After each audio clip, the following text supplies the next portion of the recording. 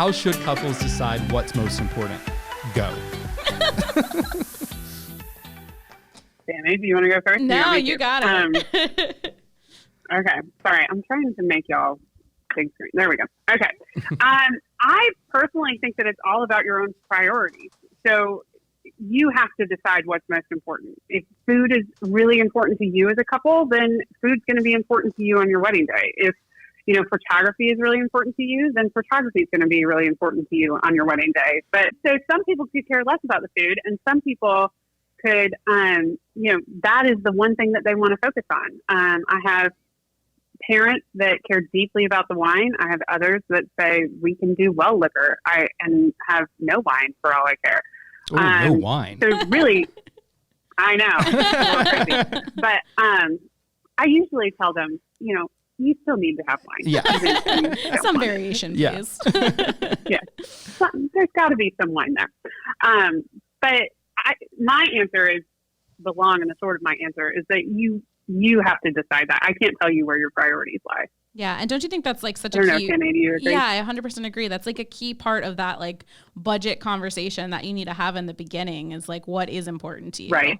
Because if it's really important for you to have this like over the top invitation, that's not going to, be $5 a piece. Is going to cost you a lot more, So you have to have that conversation, and that helps to kind of set your budget. And that's so important that's why you should have a planner too, because when you go to, and it's actually intentional why Bustld doesn't have that sort of budget calculator sort of thing, because everyone's priorities are different and a planner can help guide you there. But if you want to spend half your budget on a photographer or a planner, then that's what's important. Yeah. Have at it. We always talk about, we had a designer when we first started, and she had a $10,000 wedding budget and spent $5,000 on a photographer because photos and stuff were, and honestly, like the photos it made her $10,000 wedding look like, a $70,000 wedding, when the photos came back. So I think like things like that, it just matters what's important to you.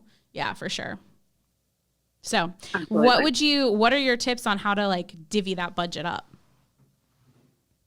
Well, so I know you just mentioned the budget calculators, but if you're not working with me, which if you're working with me, then I'm going to do a budget for you and I will help you. I'll give you, first off, here's a budget if nothing was a priority, and then let's play with the numbers and find out, where your priorities lie.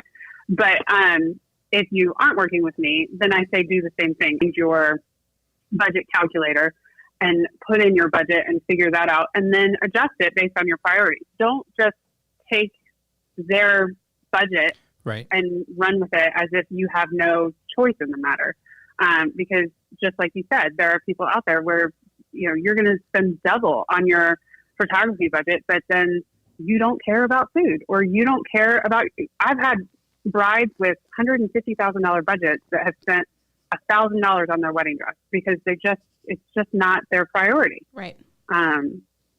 So I agree. I think it doesn't matter. It doesn't actually matter what your budget is. You should just divvy that budget up accordingly based on your priorities, and don't spend money on something just because you think you should, or, because, you feel like, oh, well, I need to have a nice dress, so I'm going to spend a lot of money on it. If it's not a huge priority to you, then don't bother, save that money and put it towards something that does matter. I think that's hugely important. Yeah. So and I've seen this happen with you, Samie, and Laura, I'm sure you've seen the same. Basically, if you have a longer engagement, you start planning, you get into the weeds of it, you set your budget, everything's kind of moving along. Halfway through it, again, maybe it's a long budget, or maybe just tastes change or priorities change.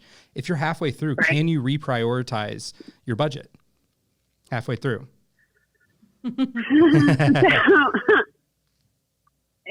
Not really. I mean, you can rethink your decor. You can rethink the food that you're serving. But once you've given deposits and signed contracts, it's really hard to reprioritize your budget.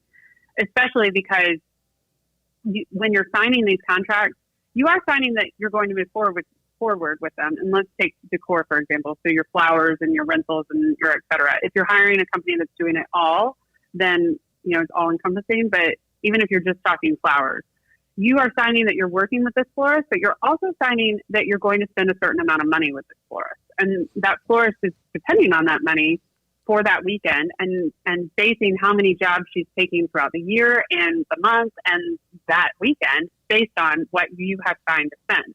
So typically speaking, they also have a clause in their contract that says you can change anything you want until I order the flowers, but you have to stay within a certain minimum. And the same thing is going to happen with your caterer. The same thing is going to happen with any vendors where your pricing may fluctuate based on your guest count or based on other parameters. Somebody like your photographer, that's not ever going to change. Once you sign for the $5,000 photographer, it's $5,000. You can't go back to them and say, well, we need to reprioritize our budget. Right. So, I mean, you can, but you're not going to save a ton of money. Right. And you're not going to have a whole lot of movement. Yeah, I think a lot of times at that point, if you're trying to reprioritize, you've probably overspent on those early pieces. And so if design or flowers or things like that were important to you, now your budget's just kind of gotten chopped because of that. So it can be hard because maybe flowers were actually really important to you. So I think that's why it's so important to prioritize in the beginning and make sure you allot enough money for the things that are important, because it's really hard. I think that's probably one of the hardest challenges as a planner is when people come to you and have already spent a decent portion of their budget and are like, I want to stay on budget, but I need to, the last couple of things are really important to me. And it's like, you have to kind of deliver that news like, well, we're either going to have to get more money or we're going to have to cut here. And I think that's like a really hard conversation to have. It never goes over well. No, it's not fun. And there was one time where I presented a budget, and it was actually at the beginning, but I still presented the budget, and the parents had such sticker shock. They were like, this can't be true. You need to come in. You need to meet with us. And I remember I was very pregnant at the time with my first child, and they knew that, of course, and whatnot. But I walk into their house and I go through the entire budget, and I have the data to back everything up that I said. And in the end, the dad just looked at me and he was like, well, I'm not happy about it, but I can't be mad at a pregnant person. So I guess I'm just not going to be happy about it. I was like, okay. I'll take it. We can still adjust, but this is what it's going to be based on your, what you said that you want. Yeah. Yes. 100%. I love that. Can't be mad at a pregnant person. Can't be mad at a pregnant person. Like, okay.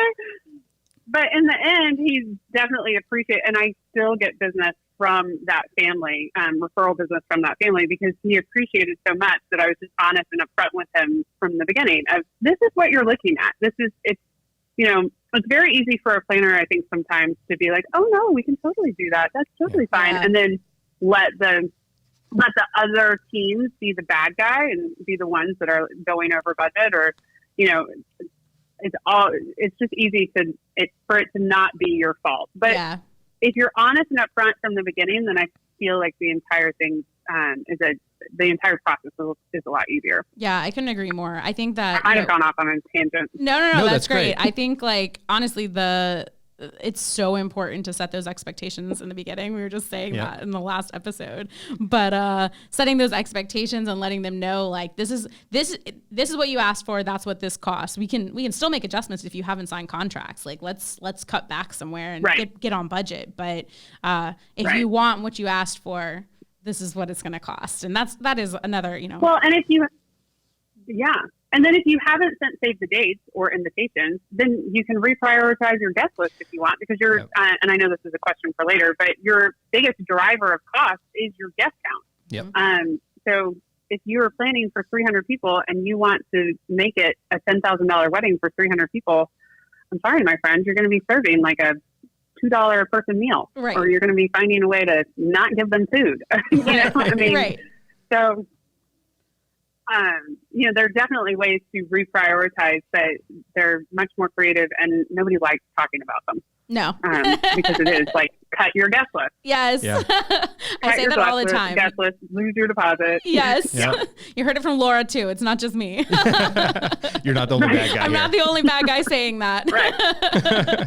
Right. Thank you for backing me up. Yeah.